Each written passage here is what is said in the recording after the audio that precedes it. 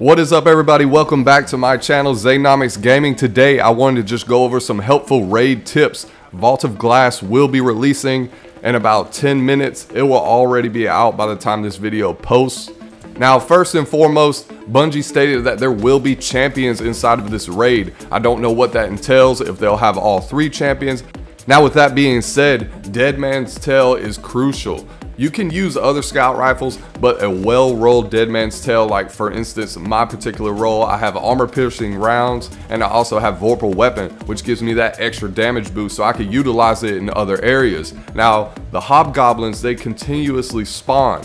Anti-barrier mods work on the Hobgoblins when they go in that immune phase, so you can actually get rid of them quickly. Now, there are other scout rifles that you can use, but for me, I prefer using Dead Man's Tail. Tip number 2, breach and clear. You need to have a grenade launcher.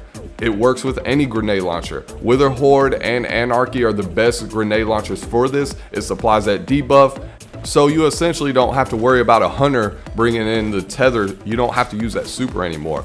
Tip number 3, Star Eater Scales is disabled, so if you're running a Titan and you're trying to look for more DPS, I recommend using the Cuirass of Falling Star. That will be your best bet in supplying that extra additional damage. Warlocks and all my other Titans, you know, the Bubble, the Well of Radiance, all those will be perfect options for this raid.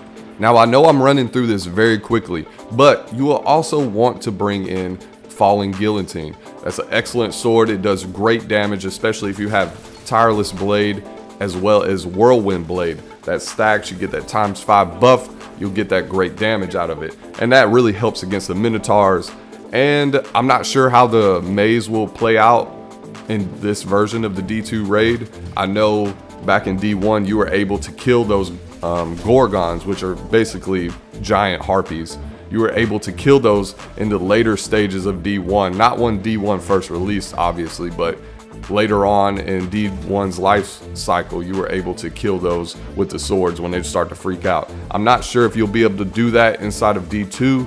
I'm predicting that this raid will be, you know, up to power level. It'll definitely be a little bit harder compared to how it was in D1 when we would just run through it as quickly as possible.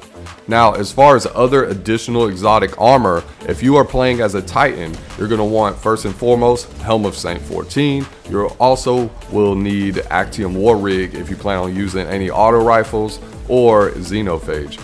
And like I said before, Cuirass of Falling Star, that is excellent if you plan on using Thunder Crash on Atheon. Now, if you're playing as a hunter, the best exotic, in my opinion, would be Celestial Nighthawk, especially since Star Eater Scales is disabled for this raid. Now, if you're rocking a Warlock, you will definitely want to utilize Phoenix of the Protocol and Boots of the Assembler. And if you don't know, with Boots of the Assembler, if you decide to use Lumina as your primary exotic hand cannon, you can get those additional noble rounds by being in either your Empowering Rift or your Healing Rift, and that also provides healing for your allies. Now, if you want to be world's first, you must complete the raid and also go back in and complete every triumph associated with it to be considered world's first.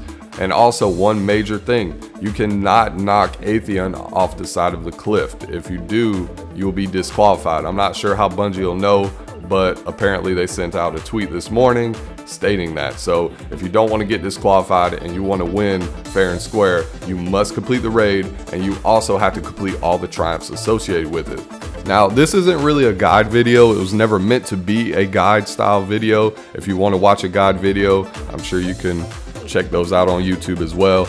But this is mainly just a video to bring awareness. So you want to remember that you need your champion mods.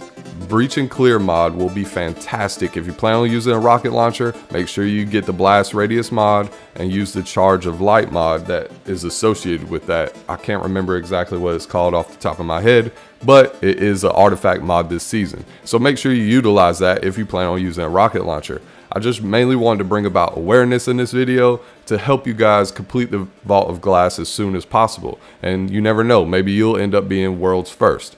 With all of that being said, thank you all so much for coming and watching today. I hope you all have a wonderful day. Good luck to each and every one of you who are trying to complete world's first, and I will see you all in the next video.